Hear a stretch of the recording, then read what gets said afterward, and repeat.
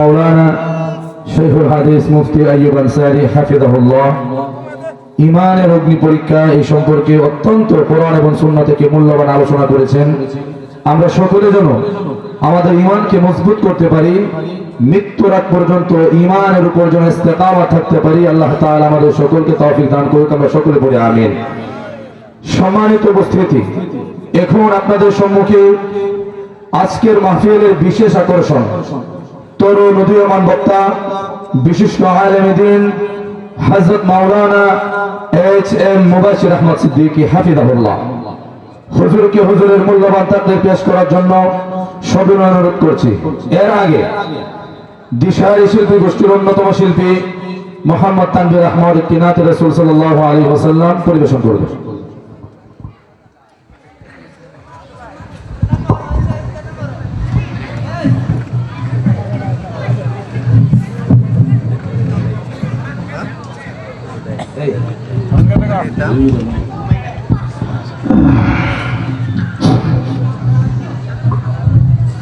আসসালামু আলাইকুম ওয়া রাহমাতুল্লাহ।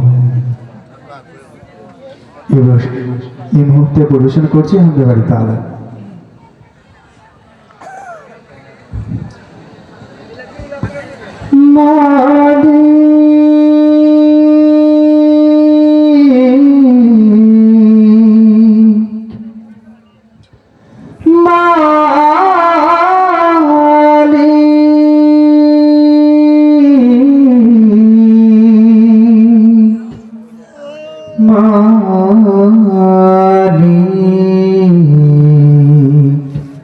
একটি ঘর বানিয়ে দিও, একটি ঘর বানিয়ে দিও। মালিক তুমি জান্নাতে, তোমার কাছে আমায় একটি ঘর বানিয়ে দিও, একটি ঘর বানিয়ে দিও। সে বিভীষিকাময় মহাদিনে তোমার প্রতিবেশী করে নিও।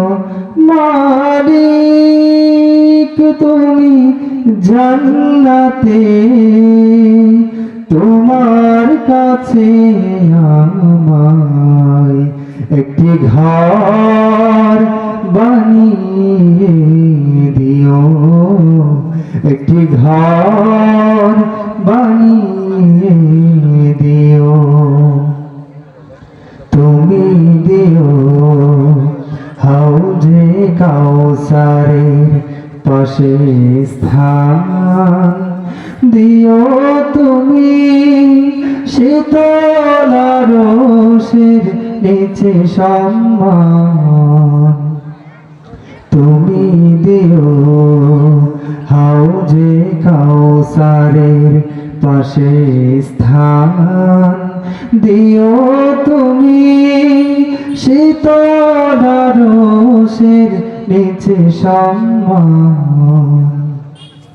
প্রিয় নবীজির প্রিয় উম্মত উতরে যাবে মহাবিচার, পরম আনন্দে জান্নাতে কাটাবে নব সংসার। সে মহানন্দে জান্নাতে, সে মহানন্দে জান্নাতে নবীর পাশে জায়গা দিও।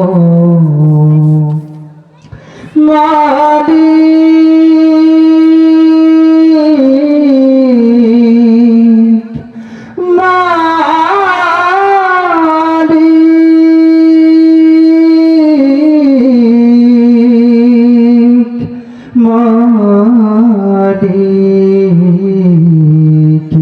একটি ঘর বানিয়ে দিও, একটি ঘর বানিয়ে আসসালামু আলাইকুম।